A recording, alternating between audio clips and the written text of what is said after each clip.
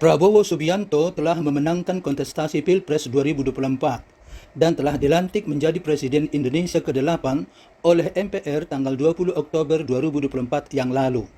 Tapi tahukah Anda mengapa China dan Amerika Serikat sangat menginginkan kemenangan Prabowo ini? Yuk simak videonya.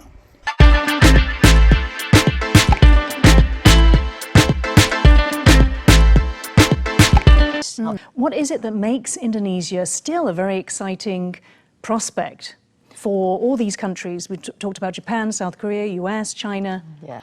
In terms of the nickel mine, that will make Indonesia very special because it's based on natural resources that other country does not have. China, how important do you think China is compared with other powers for Indonesia's development?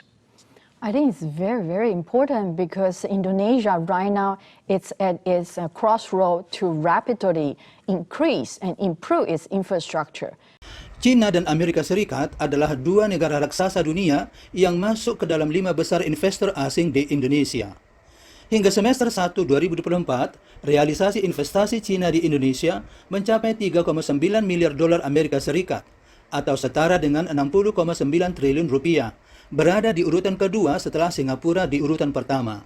Sementara itu, realisasi investasi Amerika Serikat mencapai 2 miliar dolar Amerika Serikat atau setara dengan 31,25 triliun rupiah, berada di urutan keempat setelah Hong Kong di urutan ketiga, dan di urutan kelima adalah Jepang.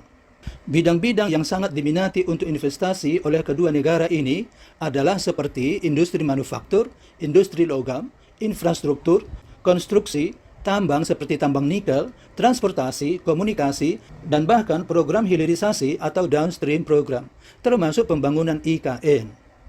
Bidang-bidang ini semua adalah bidang-bidang yang telah digarap Jokowi selama masa pemerintahannya, yang oleh Jokowi sendiri disebut sangat memerlukan keberlanjutan, guna melanjutkan gagasannya untuk melakukan transformasi ekonomi, yakni menjadikan Indonesia sebagai salah satu negara maju di dunia dengan target pendapatan per kapita sebesar 23.000 hingga 33.000 dolar Amerika Serikat pada tahun 2045 yang disebutnya sebagai tahun emas.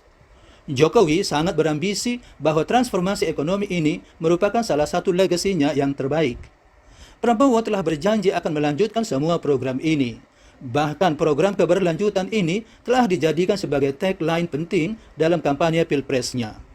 Jadi tidak mengherankan bila China dan Amerika Serikat, bahkan negara-negara asing lainnya, sangat menginginkan kemenangan Prabowo. Karena dengan demikian, investasi kedua negara ini di Indonesia, seperti sudah disebutkan di atas, akan tetap berlanjut dan bertumbuh. Tak bisa disangkal, bidang-bidang investasi yang disebut tadi adalah bidang-bidang investasi yang sangat menggiurkan, karena dapat memberi keuntungan besar bagi si investor tentunya. Pertanyaannya adalah, seberapa besarkah keuntungan investasi asing ini dapat terserap oleh rakyat Indonesia? Apakah justru hanya segelintir orang atau yang disebut para oligarki lah yang akan menikmati semua ini? Kita tunggu saja bagaimana Prabowo mengelola semua ini demi manfaat yang sebesar-besarnya bagi rakyat Indonesia. Baiklah pemirsa, demikian diskusi kita. Beri komentar di kolom komentar ya. Dan jangan lupa like and subscribe.